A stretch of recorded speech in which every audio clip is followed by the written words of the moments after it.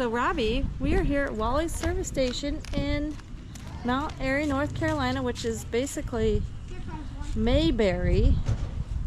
They're not actually police cars. They make them, they use the same kind of cars and they make them look like it. Get the gas out of there? No. How about gas out of this one? No. Are you ready for your ride around Mayberry? Yeah. He's smiling. So lucky. Are you buckled in? Yeah. You're riding up front in squad car. It must mean you're the deputy. I'm the prisoner then. Okay. Ready, Robbie? I ain't going if you ain't ready. Uh-oh. I'm gonna have to pull that one over. I'm probably gonna have to stop and put gas in it, but that won't eat into your tour time. That'll be Okay. we turn the timer off for that part. The come on. It's not till you're ready to pull out that people just back way up in the street.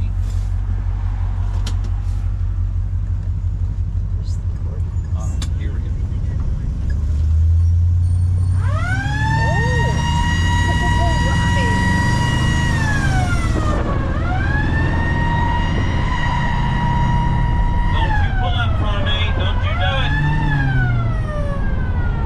They thought about it.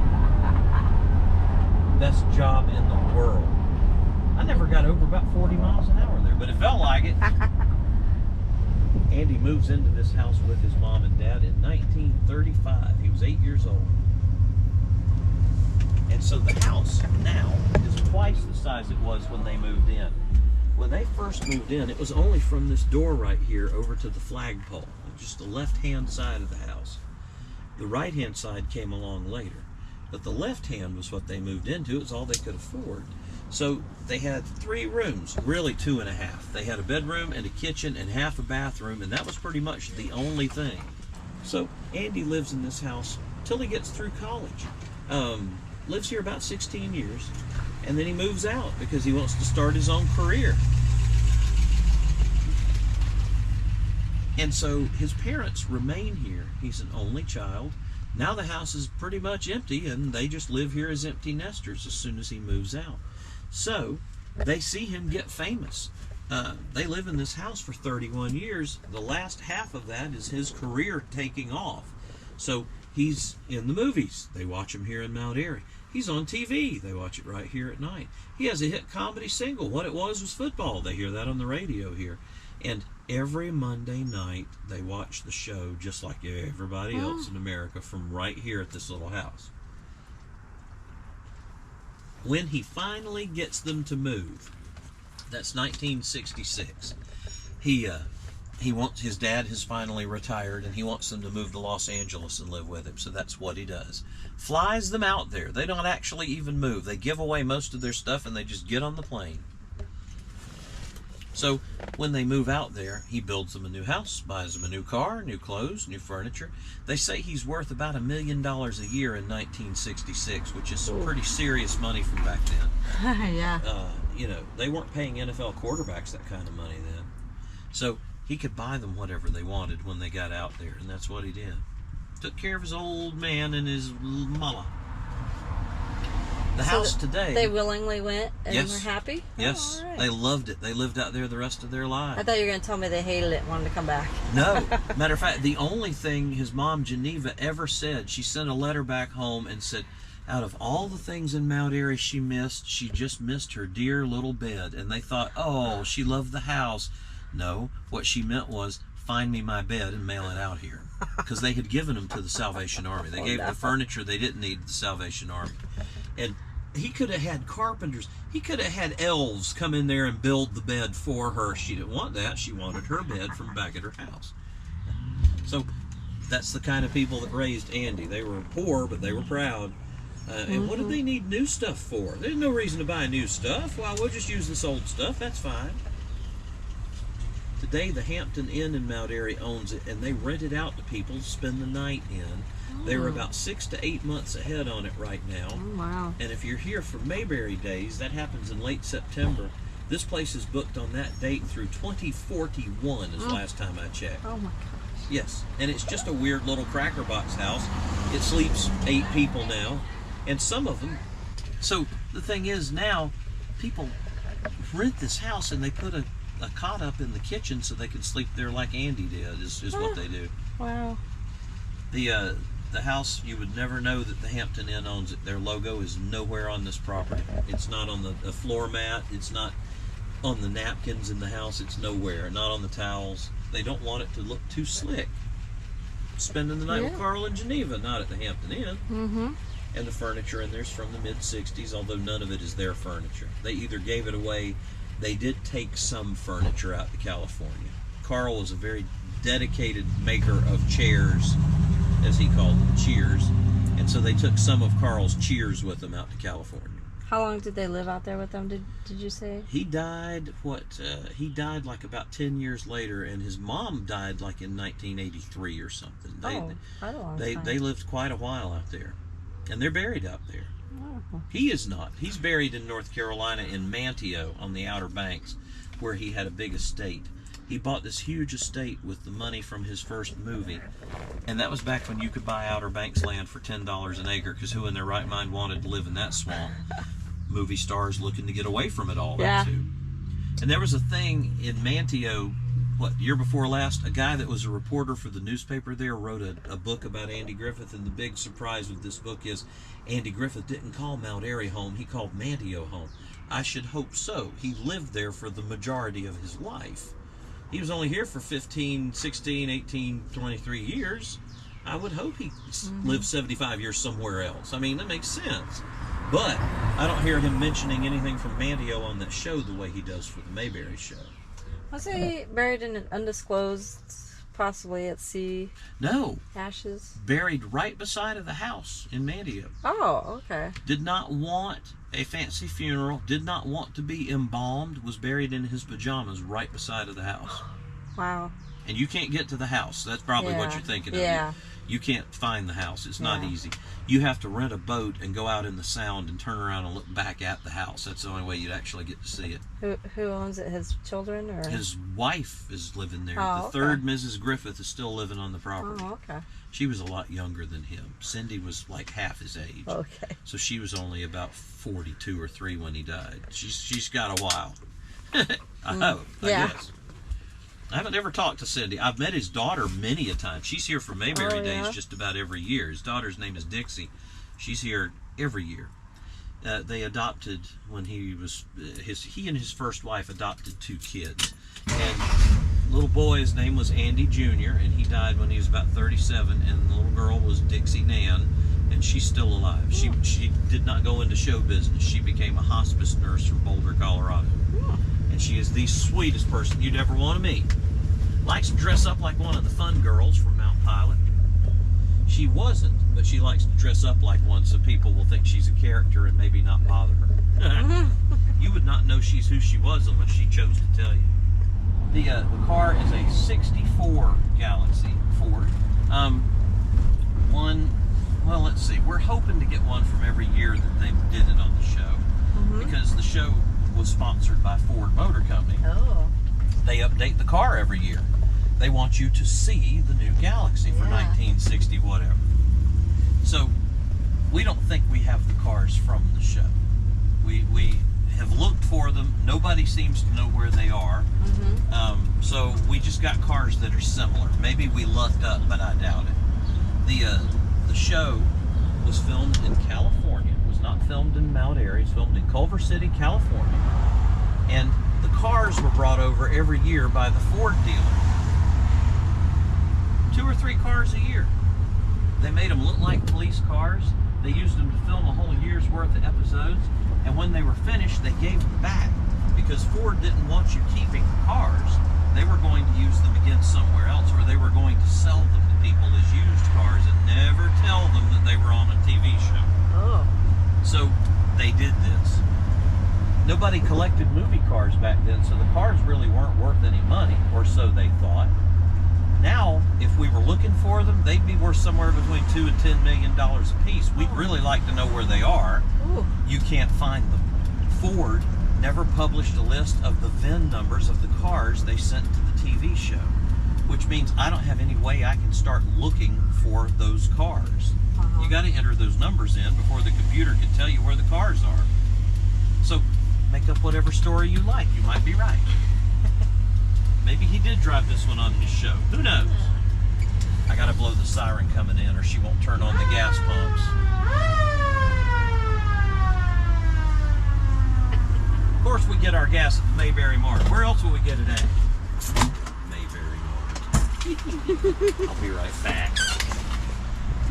Robbie, is that cool with the sirens? Yeah. What do you think? I wish you'd go faster more. Yeah. Here, take this up there and show us all the knobs. Slow and steady.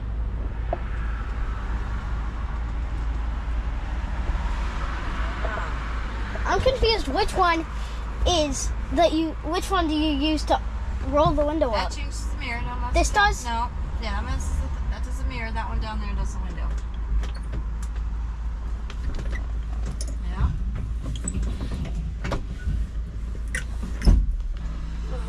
What if I just flip? He's got handcuffs over there on the turn signal, I see. Where? Over on the turn signal, there's handcuffs dangling. Those ones are fake because they got the fake release. Oh. Yeah. The seat's pretty bouncy back here. It's got some springs in it. It's pretty comfortable. You know what they call this? The bench seat. Front bench seat. That way you can fit 3 people up front. We get so busy, sometimes we have to fill up while we're on a tour. It's crazy. We were just enjoying looking at the knobs and things. This car is so simple. You know, Ford was advertising it as so simple, even your wife can drive one. Because I mean, look, you got air vents, wipers, and lights, and a lighter. That's pretty much it. You got riding mowers that have more controls on them today. You know? And you can work on them yourself too. Our boss loves these cars because he can work on them by himself. Yeah. Other than, you know, putting in something major like an engine and a transmission, he can do it all. Yeah. And they drive. This one drives great. It feels almost like a new car. Been having trouble with its brakes squeaking, it says on cue. That's a front wheel disc brake thing. He's modified the cars to where they have front wheel disc brakes now instead of 4-wheel drum brakes. And this one got a little bit of sand or granite dust probably in it, and it's making it. So we're going out here to our quarry. World's largest open face granite quarry. They're not working today. They get the weekend off, but you'll be able to see it without having to breathe a lot of granite dust, I hope. Doggone it, if it's going to do that all day, I may have to take her back and get another one. We try to keep all of them in ready and running condition just in case. You never know if you're going to need them. So right here behind these trees, across this road, is the world's largest open-face granite quarry. They use the granite to make parts of buildings, parts of bridges, and curbstones. We don't do countertops or tombstones with it. It's way too dense for that most of the time. So instead, we build buildings out of it, or the curbing is actually what we spend the most of our time on. We do street curbing for big cities, especially up north that get a lot of snow or something like that. So we're in Washington, D.C., 3 truckloads a week from this quarry, or we're in New York City, or Baltimore, or Philadelphia, or Chicago, or even Atlanta or Richmond. We're not in Mount Airy because Mount Airy can't afford the granite for the curbs, and that comes from right here. That's all one rock over there, by the way. One rock. I'll take you up here to this little overlook where you can see it better. The rock that it comes from is so big that the quarry is just a tiny little portion of the rock. The rock is 7 miles long and a mile wide and a mile tall, and it's buried under the ground. Wow. It's so big that geologists have given it its own name. It's called the Mount Airy Pluton, and it's just one piece of granite. They'll work on it for 800 more years before they're finished with it.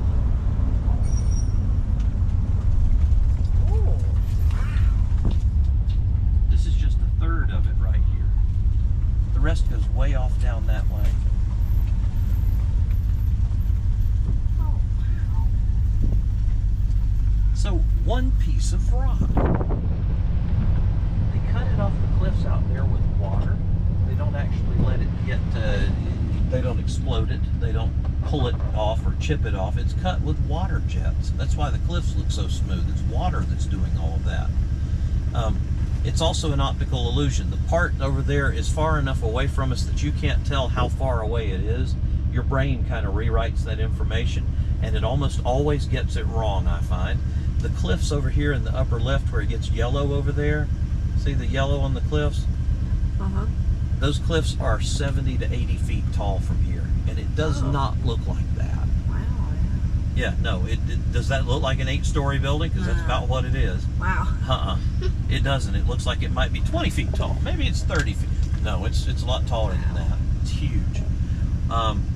The granite spreads out over the surface, and it does not change. So if you built a building in the late 1800s or something when Abraham Lincoln was president, we're still pulling the same granite today. It'll match. That won't be a problem. Wow. A piece of this, the size of your head, weighs close to 200 pounds. You're not going to be picking it up, or at least I'm not. So when they cut it off the face, they cut it down to where it's about the size of that trailer, and then the machines can pick those blocks up and carry them around. Now, if your head's 200 pounds, what is that trailer? You know, I mean, that's some major weight going on there. And the granite is cut on site. It's cut up. It's polished, finished, sanded, smoothed out, and it's all done right here. And when it leaves on a truck, it's ready to install. So this is going to be the steps for your courthouse, or the columns for the front of your college, or the curbing at the Washington Monument, for example. I get you a sample right quick. The granite is called salt and pepper. It looks like that because it looks like salt covered up a big old flecks of pepper. Pretty nice stuff, really. I think it's funny to pull it up out of the parking lot. See there? And if you put it in the sun right there, it'll sparkle. So you just stick it in the sun like up there. See it? You can turn it and make it sparkle. Oh, yeah. All granite does that to some degree or another. I feel like we have some of these in our backyard. You might. Just like some rocks. You might. It's fascinating as far as the rocks go. Sometimes I find different colors. I didn't see any different colors right there. They send in other people's granite to be worked here. So we wind up seeing things like red granite, gray granite, blue granite, and pink. We see a lot of pink granite. North Carolina has pink granite in other places. It's geographically colored, which means you have to go to where the color is. It's not just every color is where you are. We got lucky with the white, but they move in and they fix up these 100-year-old little houses, and they're beautiful. I mean, look at these. They're on top of solid granite. See, right here is the skunk granite, as it's called, that was not at the quarry. This granite is a different composition. It's crumbly. See, around the base of it, it's turning back into sand. And it's black and white, or skunk granite. Everybody around here calls it that. I don't know. Down here, this is where our Barney Fife impersonator lives, in this little house with the flag. Bet you can't tell that. He was the deputy, Robbie. The bumbling deputy. Yup. When we have kids in the car, most of them love Barney just because he's so physical about the way he does stuff. And his eyes bulge out. He looks at people like that. Oh, yeah, he does. So this is his neighborhood. The house is about 100 years old. People have started renovating all of these so they can make them into Airbnbs and things like that. Neat little town. I do not mind being from here one bit, I can tell you that. It's very quiet too. Usually there's not a whole lot of crime or a lot of weirdness going on. We still have crime, everybody does, but we seem to have a little less of it than if we were a big city or something. Andy's putting people on the show from here too. Like his best friend from high school, a fellow named Emmett Forrest. Andy put him right into the show.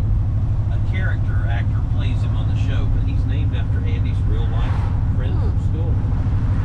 most of his cousins' names are in the show, and his second cousin's names, because, you know, being an only child, extended family was very important to Mr. Griffith.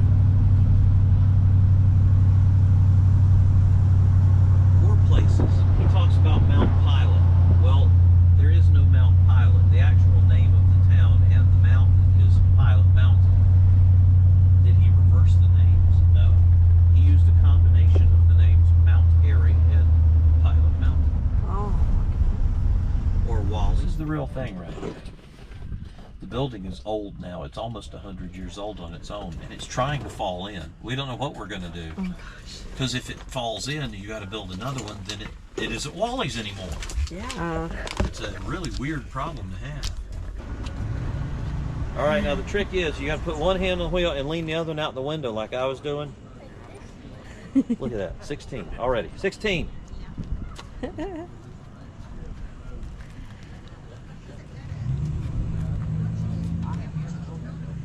All right, you want to blow the siren. You saw where it was? It's under the keys. Flip that silver switch up.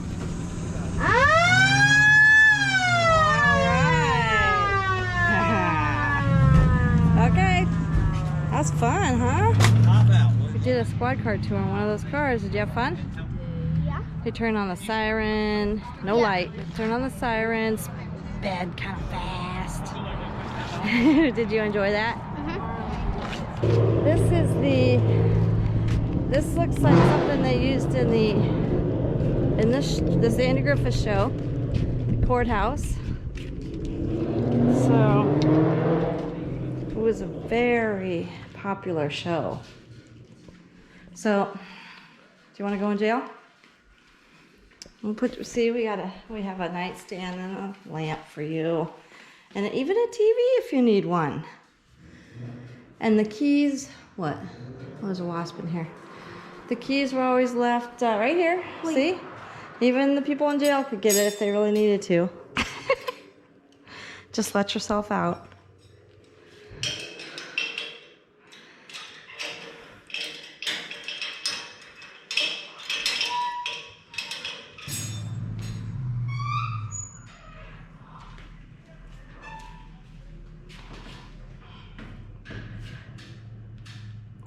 Let me out. Yeah, if you were in prison, you could probably just do this. Yeah, that's what they did. They could just let themselves out. Look at this, Robbie. Get the guns out. Get the shotguns out. They don't come out.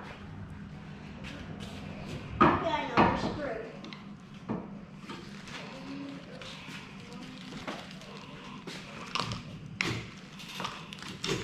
This is how it looked on the, we'll have to show you the TV show sometime. You'll see it look just like this.